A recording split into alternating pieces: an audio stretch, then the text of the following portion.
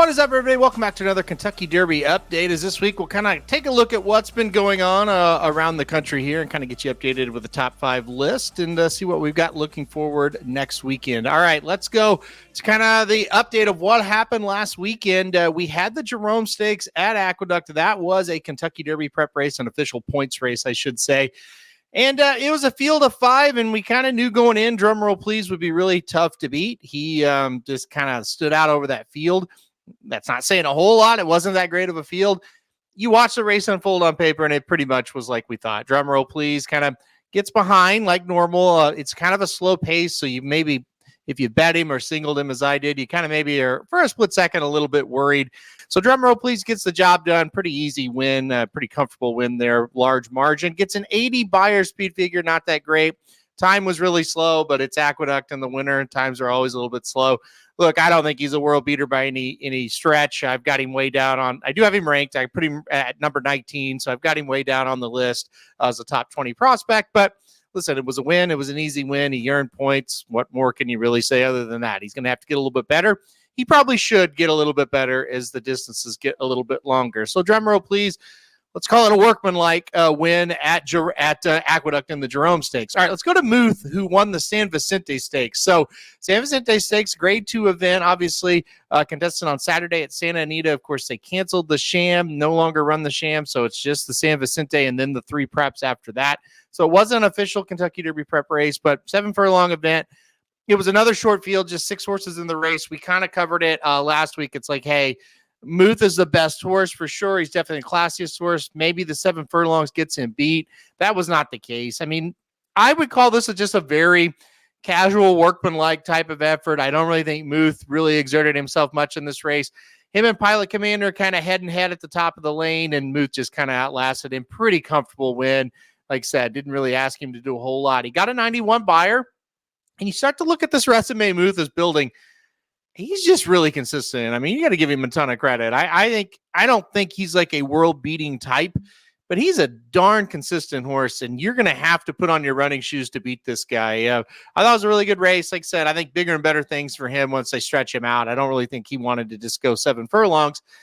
I think he'll be even better next time out. So keep an eye on Muth. We'll probably see him, I don't know, maybe Robert B. Lewis down the road there. That could be next for him. Maybe the San Felipe as well, if not the Robert B. Lewis. So we'll see about Muth. I'll talk about Muth in a second as far as the rankings go. One horse that is number 20 on the top 20 Derby rankings that I do. He is number 20. That's Change of Command. So if you watch Change of Command, he did run in an allowance race on Friday at Gulfstream Park. Change of Command did everything really, really well. Got out of the gate well. Sat a really nice trip. Wasn't really headstrong to get the lead, but would have enough natural early speed to just sit there and wait for his cue. Gets the cue. Looks like he's going to dominate, maybe win by 5 or 6 lengths. And then all of a sudden, he gets tight. The horse on the inside re-rallies, and so much so that it was almost in question for a second that Change of Command was actually going to win the race. Good news is he did it. Bad news is, I don't know if maybe he got tired. Maybe he doesn't have that extra kick to blow a horse away. Maybe he was green and was just waiting on the other horse to come back on the inside. Hard to say. It was kind of a strange performance. It was a performance for 3/4 of it. I thought, I'm going to rank this horse in the top 10. He looks really good. He's done everything right. He checks all the boxes. And then down the lane, it's like, I'm not sure about him. But still, I kept him at number 20. He's going to have to get better one way or the other, whether it's greenness or maybe he just doesn't have that kick. He is going to have to get a little bit better. But look, it wasn't a bad race from him. He's now got 2 big wins in a row at Gulfstream. All right, let's get to the top 5 because there are some changes. I mentioned Muth a little bit. We'll start from the bottom. I put Door Knock at number 5 once again this week. Of course, that strange Rimson win, it was impressive, but it looked like he was totally beat. Then he re-rallied to win the race. You know, I'm not really sure what to make of it. I'm really excited to see him next time out. But Door Knock at number 5 again this week. He's shown a lot of talent, that's for sure. Number 4 is Muth. I moved him back up into the top 5. I just really am starting to really like this horse. And the Bob Baffert situation is a big problem. Obviously, we don't have to rehash it. We know he can't run in the Derby, blah, blah, blah. We'll see what happens with him. You could tell by now. I'm just sick of talking about it. But anyway, so the trainer situation is a problem. But I just love the horse's consistency. I've really fallen in love with how consistent he is. Again, I don't think he's a world beater, but I think he's pretty darn good. So I put him at number 4. El Capi at number 3 for me. And this is one that I'm starting to get a little bit shaky on having him this high. I want to see more workouts from him to kind of see, okay, we're on a consistent pattern here and we're pointing for a race. But he's still number 3 for me. Popped a 99 buyer for that debut win at Aqueduct. I really think the horse will get better going longer as well. That was just a 7 furlong race. So I'm pretty excited for El Capi, but we got to start seeing something from him soon, because he just has that one race. So we'll kind of just monitor what he's doing. Number 2 on the list is Nisos for me.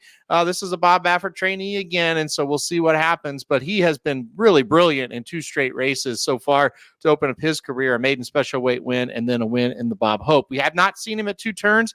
That's a big question mark. The Bob Baffert factor, another big question mark. But the thing that isn't in question, he's got a ton of talent. So Nisos, number 2 for me. I think he's the most talented of the Bob Baffert runners right now that are 3. And then number 1 for me is Fierceness. No surprise at all there. Fierceness once again, number 1 on my list again this week.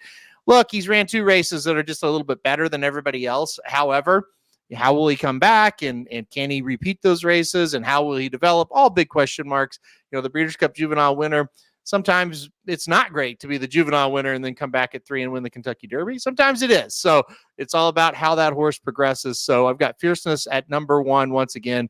We'll kind of see what happens with him and see when he makes that 3-year-old debut. So Dornoch 5, Muth 4, and we'll see what Muth does. Maybe I've got him too low. El Capi 3, Nisos 2, and then Fierceness number 1. All right, guys. Well, coming up this week, nothing.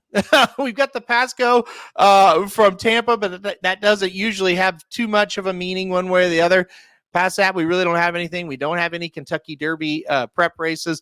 There's probably going to be a maiden or 2 that we'll talk about next week on the show, but there's not much going on this week. We'll kind of be in a holding period until the comp comes out in 2 weeks. So with that being said, thanks everybody for watching the video. Hit the like button if you like it. Hit subscribe if you really like it. Want to get alerted anytime we do videos like this. And we'll check back with you next week.